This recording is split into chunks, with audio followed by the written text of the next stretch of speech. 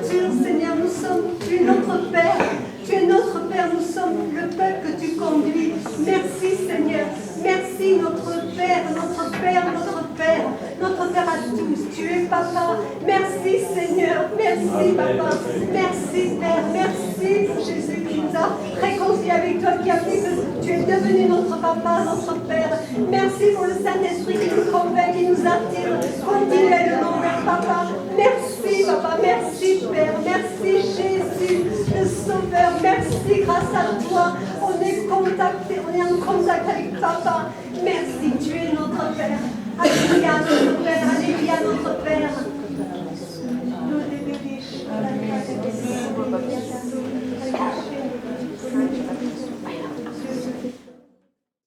Seigneur, je te remets ce temps, je te remercie parce que c'est toi qui enseignes. Tu as dit, le Saint-Esprit vous enseignera toutes choses. Il vous rappellera tout ce que Jésus a dit. Il vous enseignera toutes choses. Et je te remercie, Saint-Esprit, parce que c'est toi qui enseignes, c'est toi qui révèles la parole, c'est toi qui attestes dans les cœurs que les choses proclamées de ta parole sont vraies. Et que je prie, Seigneur, que ces choses proclamées et reçues par la foi soient agissantes et donnent leurs fruits en sa saison. Et je renverse les raisonnements, les hauteurs, les forteresses, tout ce qui s'oppose à la connaissance de Dieu, au puissant nom de Jésus-Christ. Et je libère la foi et la compréhension de sa parole. Et le fait de saisir les promesses de Dieu, de les vivre, au nom de Jésus. Amen. Amen. Je vais vous lire un petit passage. Je vais vous lire plein de passages par la grâce de Dieu. Mais je vais commencer par Romains 17. Si, par un seul homme, par la faute d'un seul, on sait que c'est Adam qui a péché, si par la faute d'un seul la mort a régné, ceux qui reçoivent avec abondance la grâce et le don de la justice régneront à bien plus forte raison dans la vie par Jésus-Christ lui seul. Amen. Est-ce que vous expérimentez le fait de régner dans la vie?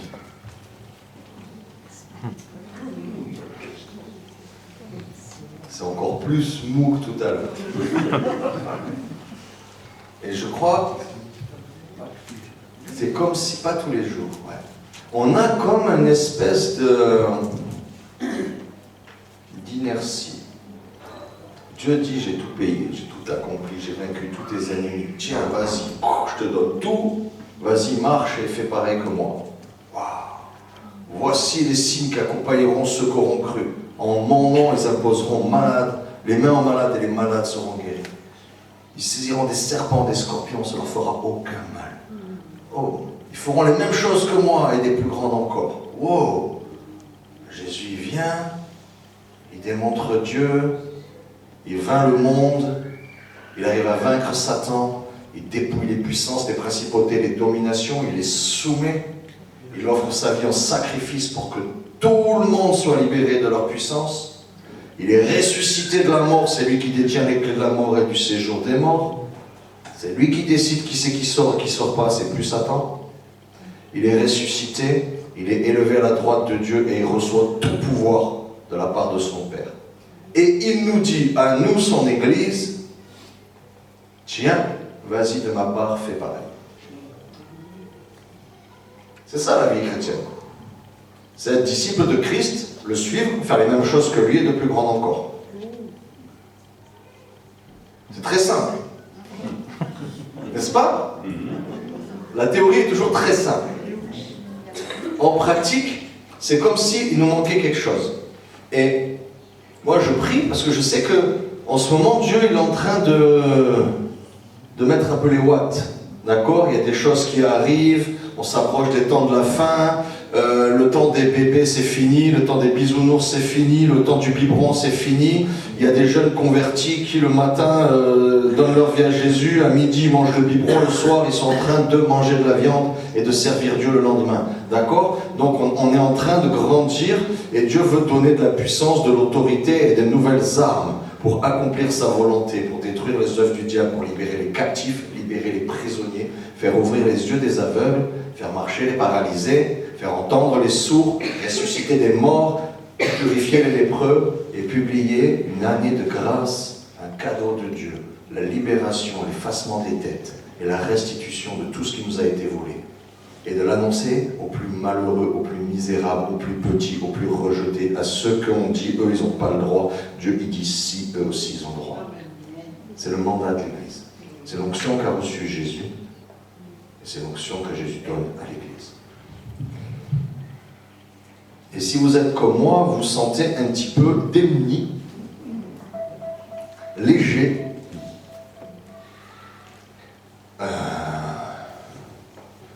Seigneur, tu nous prévois un super bazooka qui fait des trous énormes dans le camp de l'ennemi.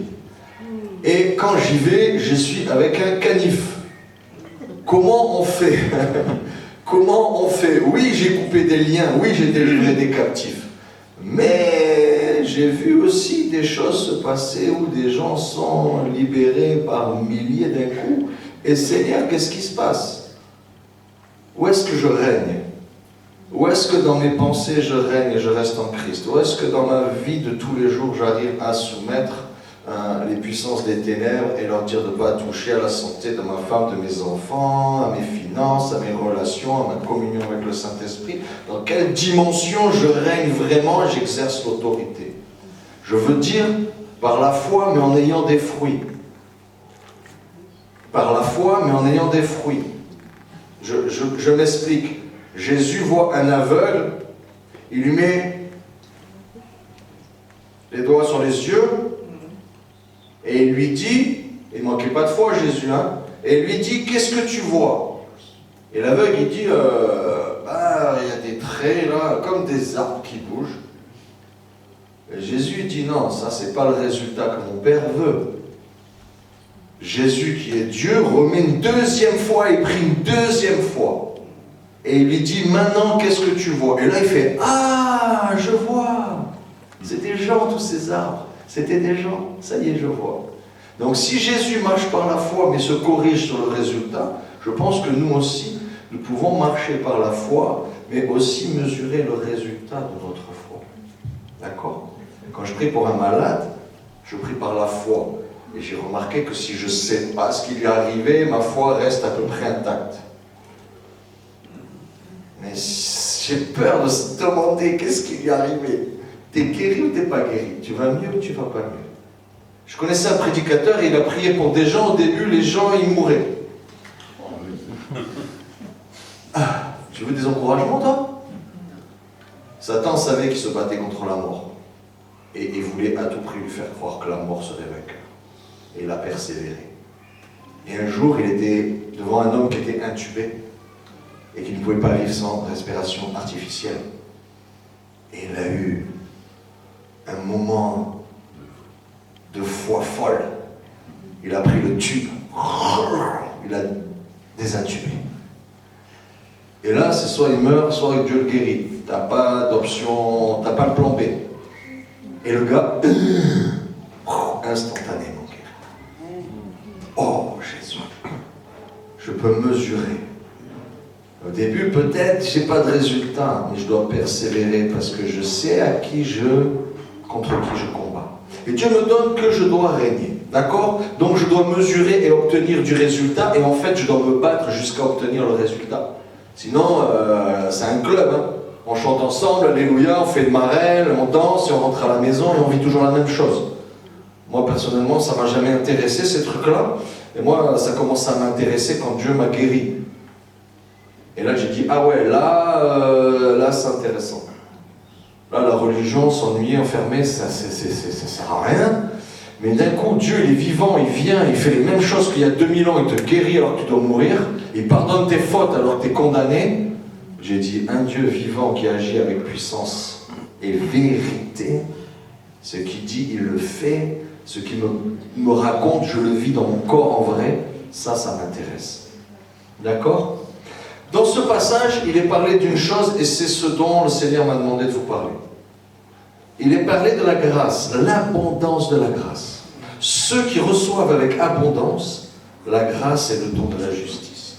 Et la grâce, tout le monde connaît. Je pêche, je suis coupable, je dois payer, je me tourne vers celui qui a payé à ma place, boum, c'est instantanément effacé et je n'ai pas à payer. Alors la grâce, tout le monde connaît. Quelqu'un ne connaît pas la grâce de Dieu? Levez la main, c'est le moment. La grâce de Dieu, c'est que Dieu l'a payé pour toi. Chèque en blanc. Tu fais ta vie, et à chaque fois que tu vas te louper, si tu as gardé la foi dans ton cœur et que toujours, malgré que tu te sens sale et que tu as envie de te cacher de Dieu, eh ben, tu vas quand même voir Dieu, sale comme tu es, et que tu lui demandes pardon, il te lave et tu ressors plus blanc que la neige. Pourquoi? Parce que c'est lui qui a pris sur lui ton péché. Et tu ne le souilles pas plus parce que c'est déjà fait il y a 2000 ans. Tu n'étais même pas encore né que déjà il avait fait. Tu as un stock de bêtises déjà payé.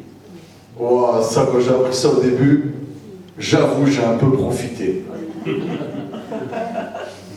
Non, mais d'un coup, ton cœur, il est oppressé par l'accusation, par la religion, par la morale, par l'éthique, par ton propre cœur qui t'accuse, qui sait tes fautes, et d'un coup, on te dit, c'est open bar.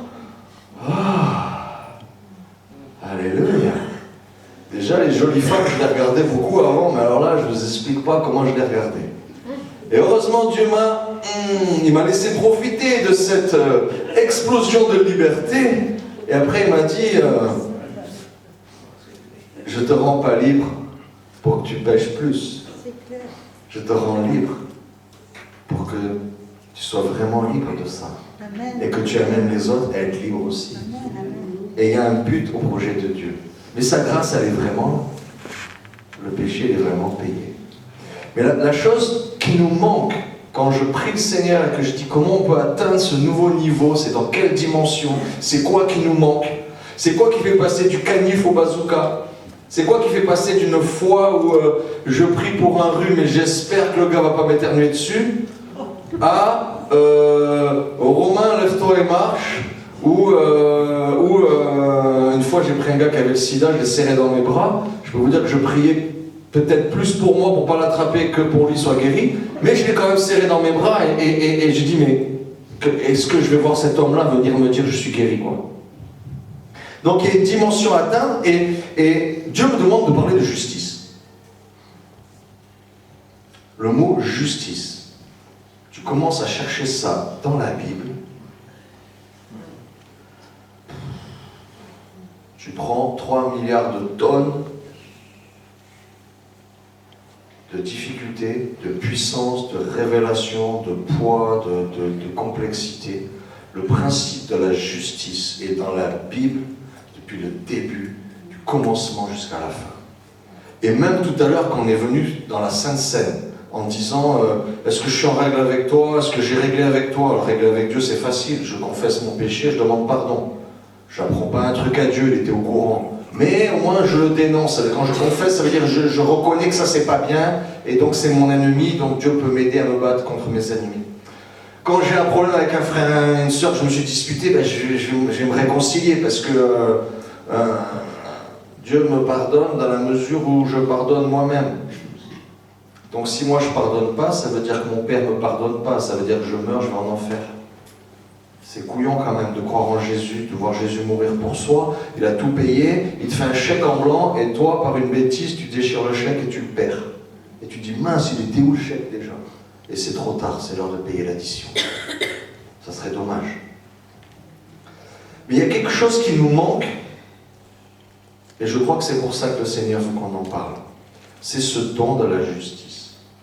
Parce qu'en y réfléchissant bien, le don de la grâce, tout le monde le comprend et on prêche souvent la grâce parce que c'est la clé de tout.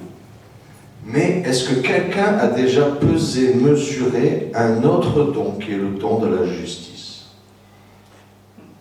Et d'un coup, le mot justice, il est bizarre. Parce que pour être franc, quand je lisais le passage qui dit Jésus sur la montagne, il dit ceux qui ont faim et soif de la justice, ils seront rassasiés.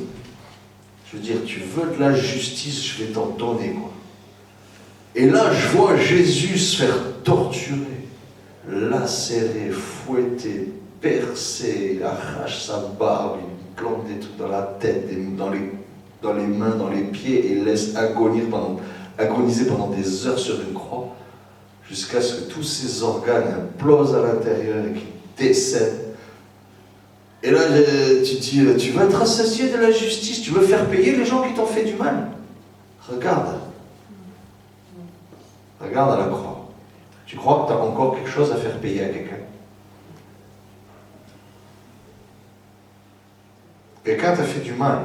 Tu as vu Jésus ce qu'il a pris pour payer le mal? Est-ce que tu crois que tu peux rajouter quelque chose à quelqu'un et que Jésus est quelque chose qu'il n'a pas payé? Et moi, dans ma pensée, c'était ça la justice de Dieu. C'est le coupable, il faut qu'il paye. C'est pas juste si le coupable s'en sort, il faut qu'il paye. Mais Dieu a une version de la justice qui n'est pas la même. Dieu a une version de la justice qui sait que l'ennemi c'est le diable. Et qui sait que les hommes sont leurs esclaves à toutes ces puissances des ténèbres. Et lui, pour se débarrasser du diable et libérer les hommes de leur emprise, il voit que tous les hommes se sont fait attraper. Tous. Même les gens, on le voit en cours de disciples, c'est la première leçon. Tous ont péché, sont privés de la gloire de Dieu. Même les gens les plus magnifiques que tu trouves, que tu vois, des caractères extraordinaires, des modèles, en fait, lui, il va en enfer. S'il ne donne pas sa vie à Jésus, il va en enfer.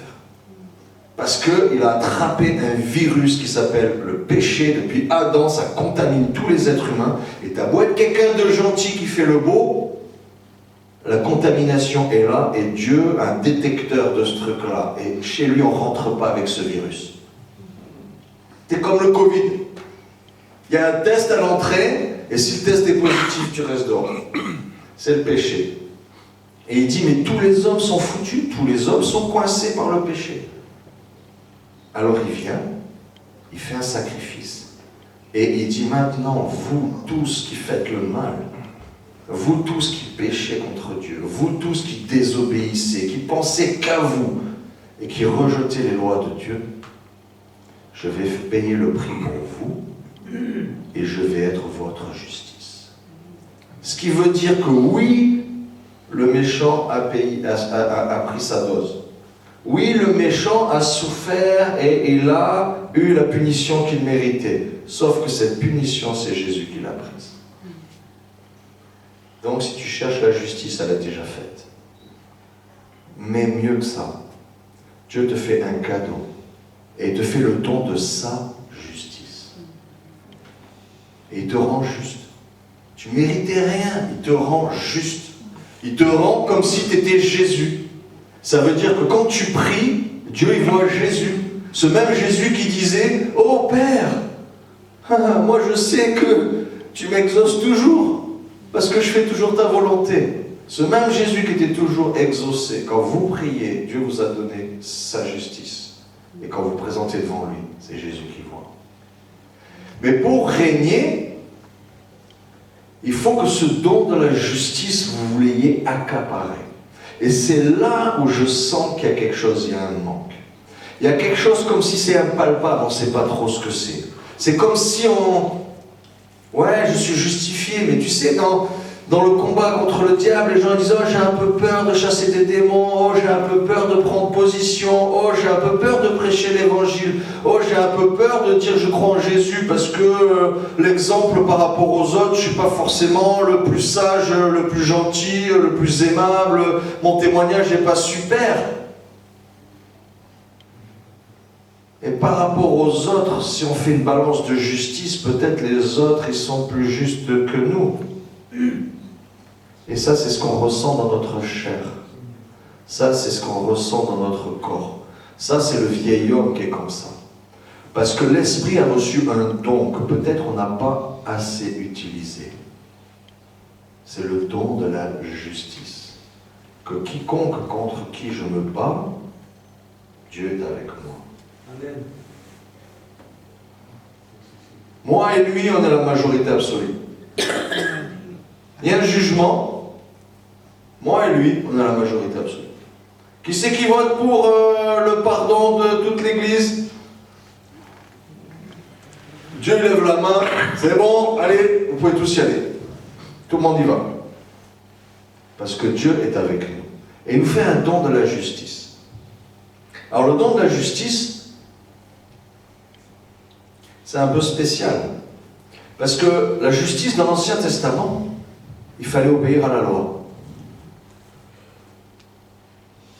Je vais vous donner un exemple. Alors, vous ne vous laissez pas accuser par ce que je vais dire.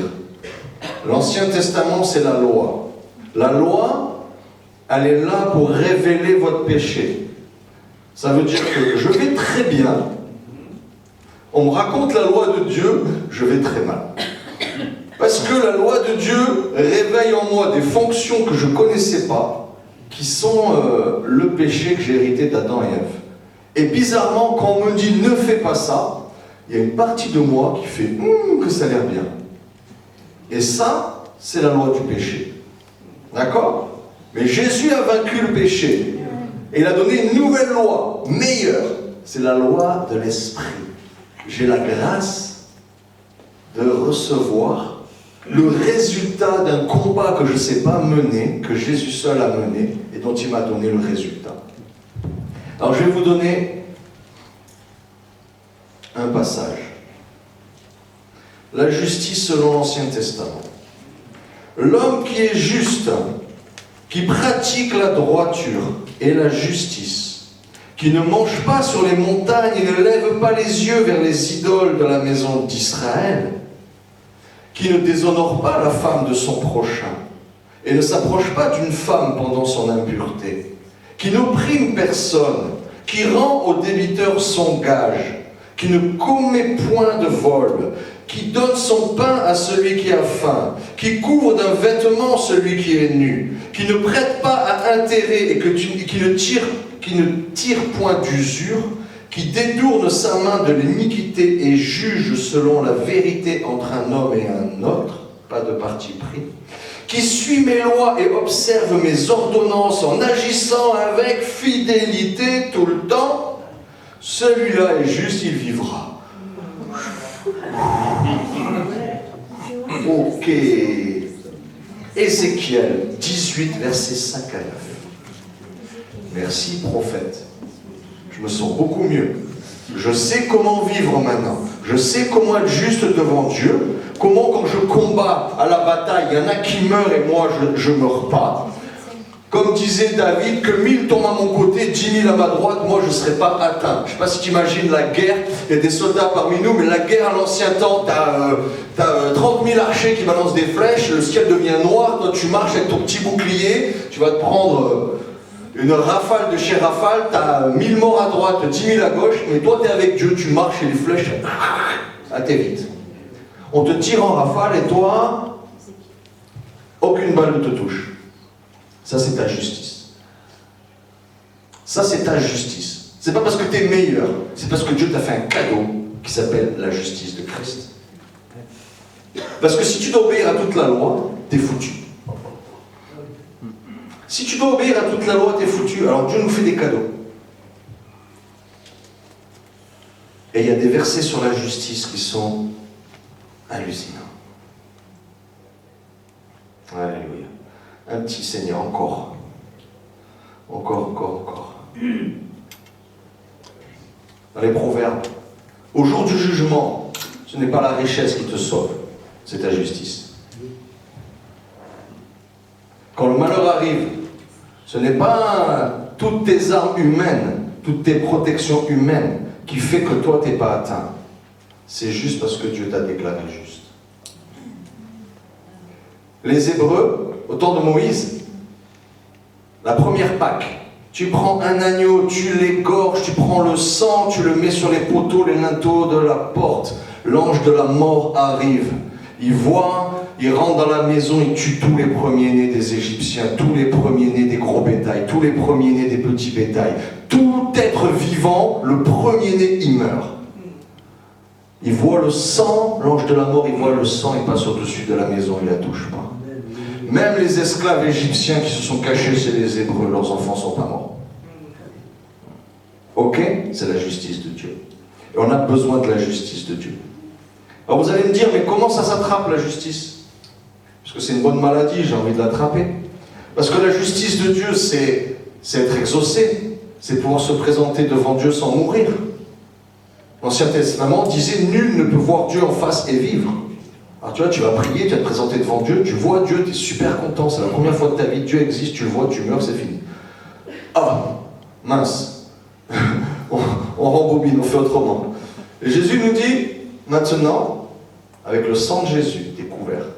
La colère de Dieu est déjà tombée sur Jésus, elle ne va pas tomber sur toi. Mais comment on saisit ce don de la justice? Le don de la justice, c'est par la foi. Je cherchais, je dis, mais Seigneur, comment on attrape ça? Comment on peut le saisir, tu sais? Comment tu peux, dans la difficulté, quand tu as un problème, je ne sais pas si vous avez remarqué, dès que ça ne va plus, hein, tu commences à réfléchir, qu'est-ce que j'ai fait? Oh punaise, là j'étais pas top. Oh là, qu'est-ce que j'ai fait? Là j'ai fait ça, là j'ai fait ça. Et là tu revois tous tes défauts. Avant tout allait bien, tu étais super devant Dieu, alléluia, merci Jésus. Mais quand tu te fais attraper et que t'arrive un malheur, pourquoi moi? Pourquoi ça? Qu'est-ce que j'ai fait? Qu'est-ce qui s'est passé? C'est qui la faute? Et tu commences à chercher. Et là le diable il commence à te travailler. Il commence à sortir les vieux dossiers, des trucs qui ont été lavés déjà dans le sang de Jésus, il te fait des photocopies. Et te dit, ah, il y avait ça, il y avait ça, il y avait ça. Et d'un coup, ta justice, tu la sens moins vaillante. Tu as moins envie de te battre. Tu te sens moins guerrier, moins conquérant. Et finalement, tu ne règnes plus avec Christ. Finalement, tu es comme les autres, tu laisses le diable gérer le monde. Et puis, tu dis, ah, au mieux, ça sera le pasteur, il priera, c'est lui qui fera. Et puis tu abandonnes ton mandat, tu abandonnes ton autorité, tu abandonnes ton territoire. Et puis finalement, autour de toi, il se passe la même chose qui se passe autour des autres. Et Christ ne règne pas, et tu ne règnes pas avec lui. Et je crois que Dieu veut que ça change.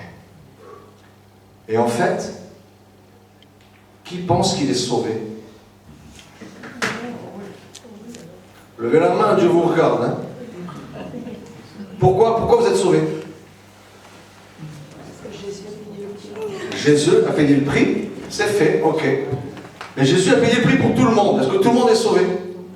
Non. Ah, il y a un bug. Alors comment on fait si Jésus a payé tout le monde, mais pas tout le monde est sauvé? On est comme son sauveur, on l'accepte dans sa vie, on le reconnaît que c'est le Fils de Dieu. On l'accepte, on le reconnaît, on le confesse. Il a pris tout et avant péché, sur la croix on confesse le péché. Oui. Et on confesse qu'il a tout pris sur la croix. Amen. Et pour pouvoir confesser de sa bouche, avant il faut croire du cœur. Amen. En fait, votre salut dépend de votre foi. Votre pureté dépend de votre foi. Votre guérison dépend de votre foi. Votre salut, votre réussite, votre prospérité, votre onction, votre ministère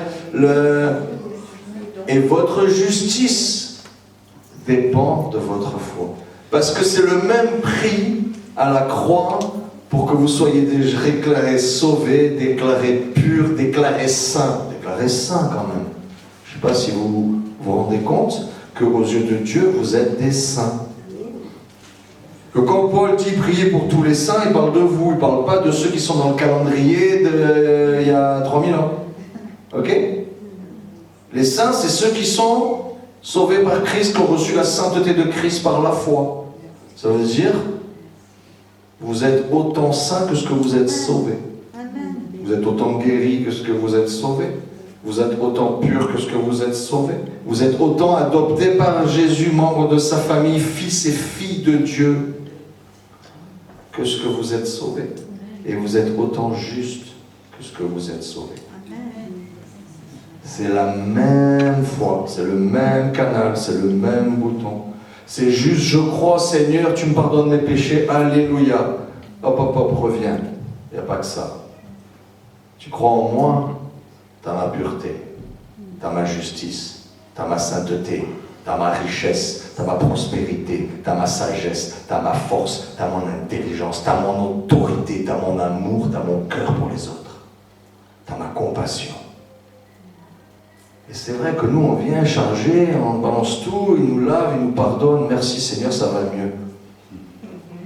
Et tu te dis, oh, reviens. Viens un peu dans ma présence. Viens un peu dans la louange. Viens un peu dans ta parole. Et laisse-toi imbiber. Reçois ce don. Parce qu'il y a aussi le don de la justice. Et d'un coup, on se rend compte que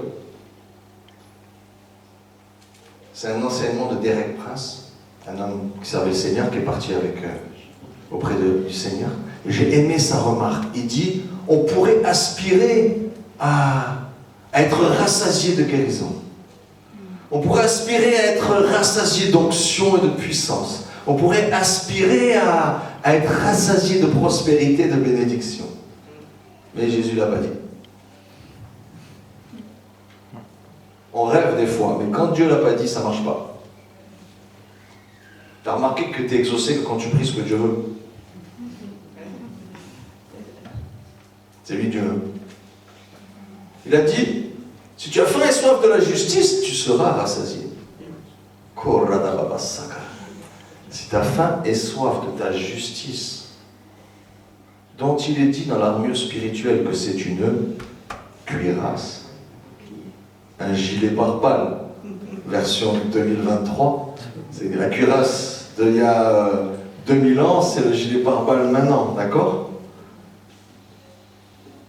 Ta justice, c'est ta protection. Donc peut-être ça vaut le coup, dans la présence de Dieu, de dire, mais convainc-moi de justice. Le Saint-Esprit convaincra le monde de péché, de justice et de jugement. Convainc-nous de ta justice, Seigneur. Convainc-nous qu'on est juste. Parce que si je me sens juste, vous savez quoi? Il se trouve que je peux faire des actes justes. Quand tout le monde me prend pour un voleur, que je suis un voleur et que je fais que voler et que je me prends pour un voleur, il m'est très difficile d'être honnête. Et si d'un coup on me dit, devant tout le monde, on efface ton casier judiciaire, on considère que tu n'es plus un voleur, c'est le passé, tu as été enterré le jour de ton baptême, tu es ressuscité, maintenant tu es un enfant de Dieu, et on ne te doit plus rien, tu ne dois plus rien, tu ne vas pas payer, tu ne vas pas aller en prison, c'est fini.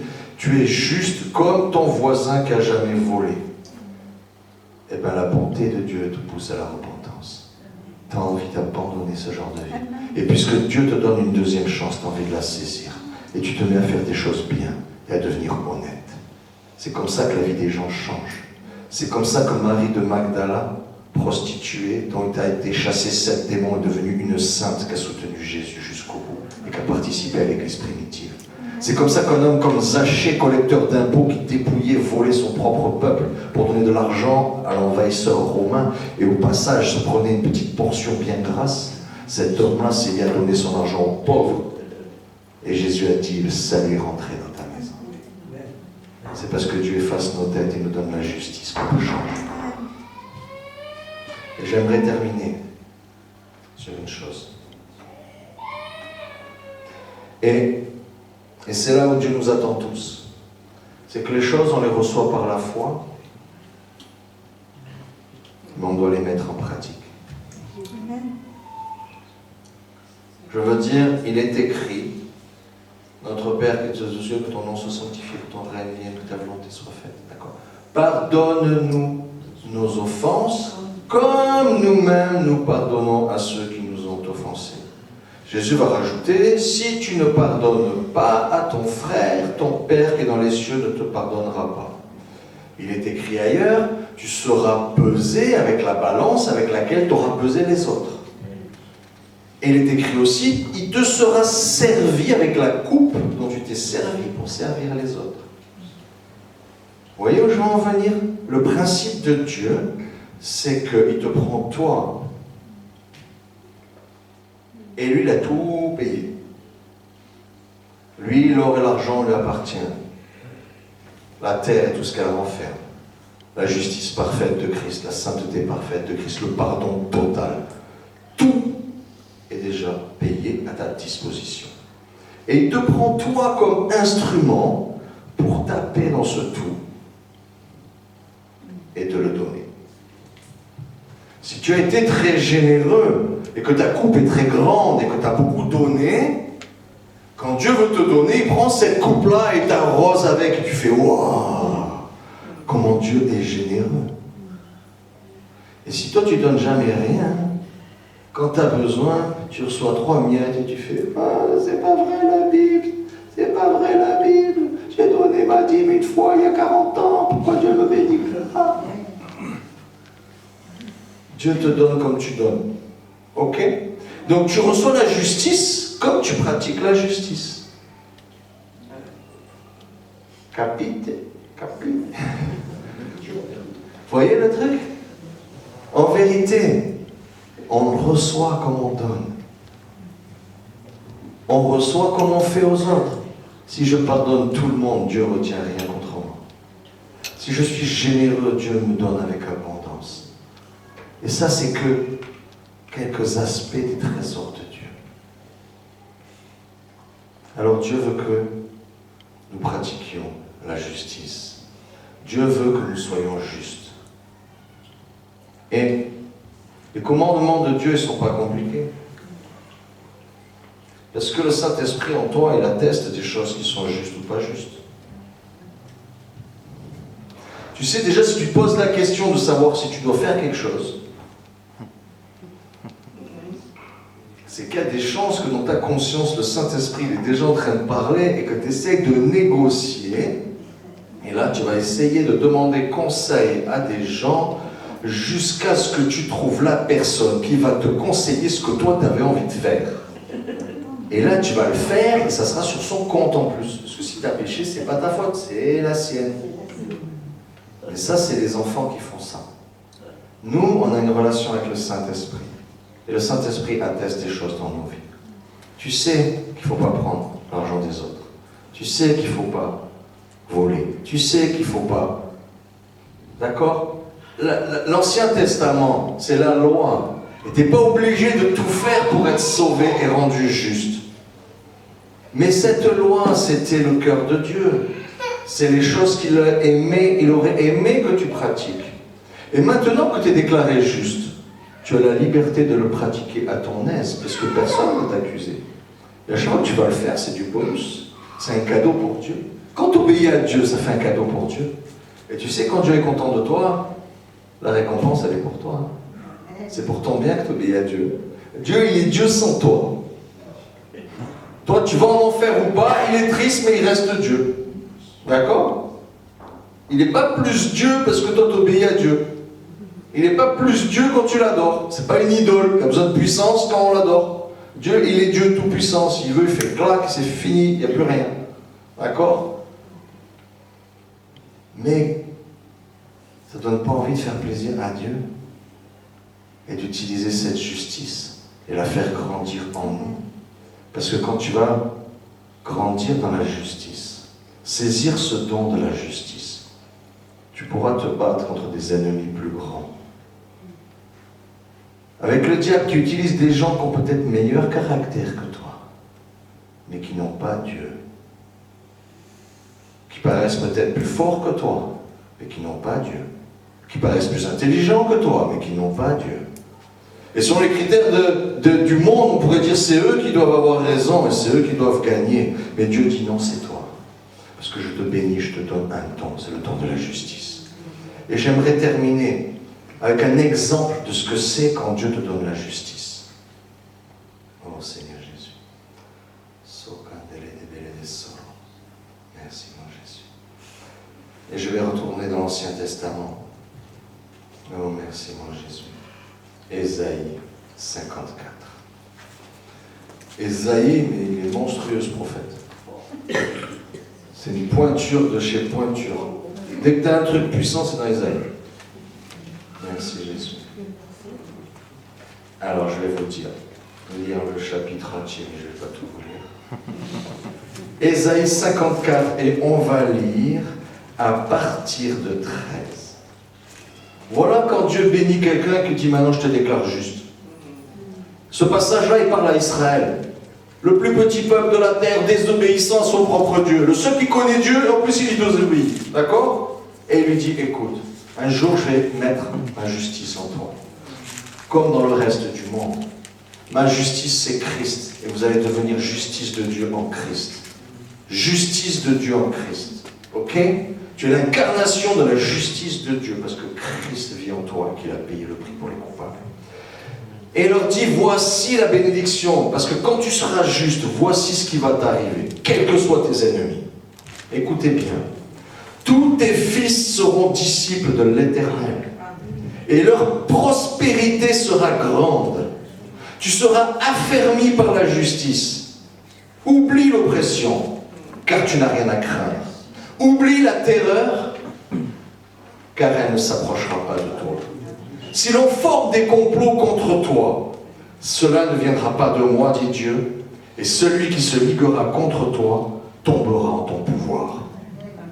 Vois, j'ai créé le forgeron qui souffle sur les braises et qui fabrique une arme, mais j'ai aussi créé le destructeur chargé d'anéantir cette arme. Toute arme préparée contre toi sera sans effet. Alléluia. Et toute personne qui s'attaquera à toi au tribunal, c'est toi qui la condamneras. Tel est l'héritage des serviteurs de l'Éternel. Écoutez bien, telle est la justice qui leur viendra de moi, dit l'Éternel. Ça, c'est le temps de la justice. Seigneur, accorde-nous cette révélation, de saisir dans ta présence, non pas seulement le pardon de nos fautes, non pas seulement l'exaucement de nos besoins, de nos prières, parce qu'on donne tous nos besoins, on te donne tous nos besoins, mais aussi ce don de justice qui nous rend inattaquables, qui nous rend indestructibles, qui nous rend audacieux, parce que nous savons que quoi qu'il se passe dans le combat, nous aurons toujours la victoire. Quoi qu'il se passe, Dieu est avec nous d'avance, et son vote est déjà pour nous, parce que nous faisons sa volonté. Alléluia. Alléluia. Je vous propose de le proclamer.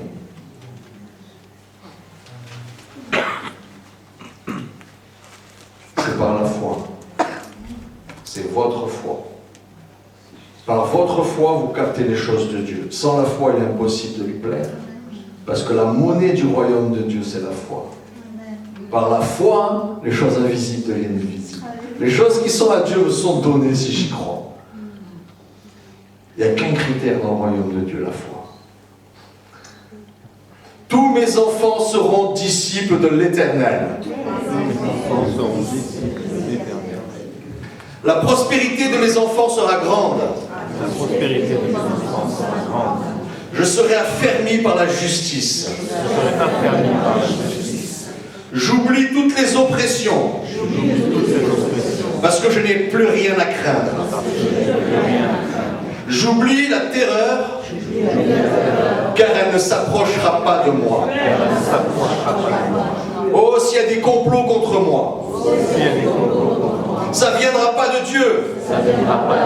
Celui qui se liguera contre moi tombera en mon pouvoir. Toute arme forgée contre moi sera sans effet. Si quelqu'un m'attaque au tribunal, c'est moi qui le condamnerai. Tel est mon héritage en tant que serviteur de l'Éternel. Telle est la justice qui vient de Dieu. Amen. Soyez bénis au nom de Jésus.